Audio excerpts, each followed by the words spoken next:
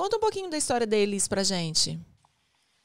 Então, a Elis foi minha segunda gestação, minha terceira filha. É uma gestação bem saudável, normal, eu muito ativa, como sempre. E aí, quando a gente fez um ultrassom, né, o morfológico, com 23 semanas de gestação, identificou duas questões na Elis, que eram a espinha bífida, né, e a hérnia diafragmática. E naquele momento, um susto, né? Uma questão assim que a gente nunca imagina que vai acontecer com a gente. A gente procurou um especialista em São Paulo, né, para uma possibilidade de uma cirurgia intrauterina, mas ele já identificou outros sinais num outro exame que ele realizou. E aí a gente fez a coleta do líquido amniótico para fazer o cariótipo da Elis e descobrimos que ela tinha síndrome de Patau, que é a trissomia do cromossomo 13. E me foi colocado que era uma condição de letalidade certa, né? Juntamente com a hérnia diafragmática. Um sintoma, né? Um tinha muito grave. E a partir daí começou, né? Uma história totalmente diferente, né? Dessa gestação e dessa filha. Foi colocada a opção, né? Da interrupção dessa gestação. Já no primeiro ultrassom, porque a hérnia diafragmática é uma condição muito grave, né? E a minha médica veio até minha casa e falou que... Eu lembro que eu perguntei, é nascer e morrer? E aí ela disse, ou interromper.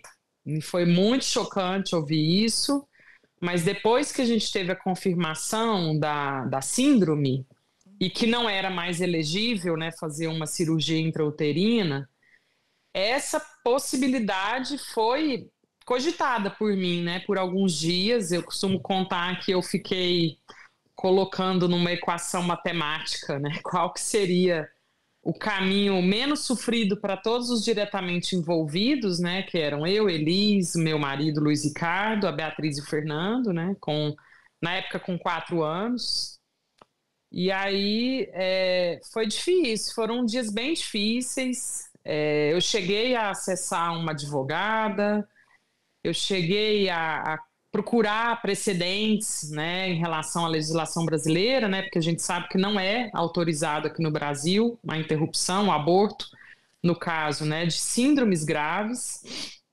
E aí eu fiquei assim, mais ou menos uma semana, né, cogitando, mas eu sentia que não era para mim, assim, eu fui sentindo como se a vida perdesse a cor, assim, era muito claro, tava tudo cinza, cinza. E aí foi uma conversa com uma médica, a Angélica, e ela falou assim, você vai decidir com o seu coração. Uma frase tão simples, mas que virou uma chave. E, e aí nós decidimos continuar com a Elis e respeitar o tempo dela, né? Qualquer que fosse esse tempo.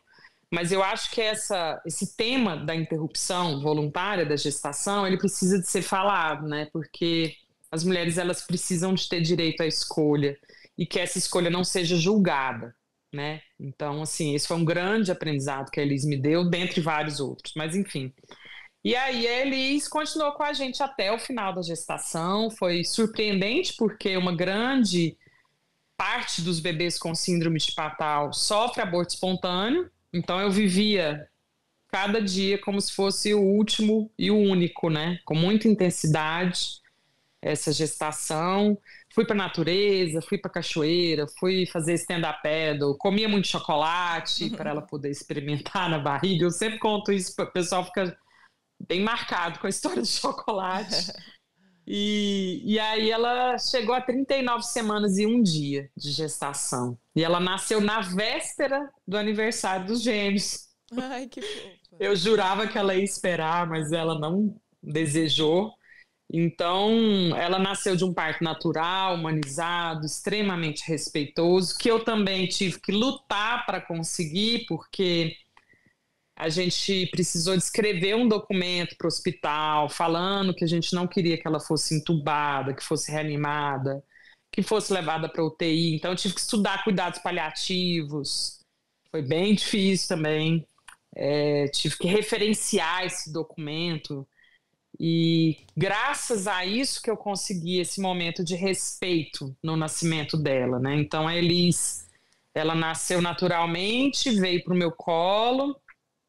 a pediatra não encostou nela, né? Ela não manuseou, ela só dava uma escutada. E aqui ela permaneceu os 18 minutos dela fora da barriga, né? Então eu falo que ela viveu 39 semanas, um dia e 18 minutos, né? Não foram só os 18 minutos, né? Foi um tempo bem maior. E foram minutos vividos com muita intensidade, com muito amor, com muito respeito. E que se eu pudesse ficar rebobinando essa fita e revivendo esses 18 minutos, eu o faria, porque foi muito especial e, assim, de um valor que não tem como descrever, né? A Elisa, ela nasceu com 3,5 kg, foi também uma surpresa para um bebê com síndrome.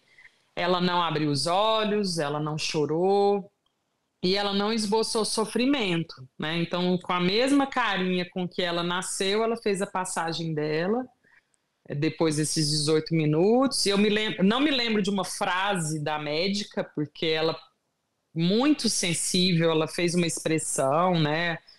E percebi que já não tinha mais batimentos, né? E aí as lágrimas desceram e eu falei, filha, a gente já sabia, tá tudo bem, eu te amo.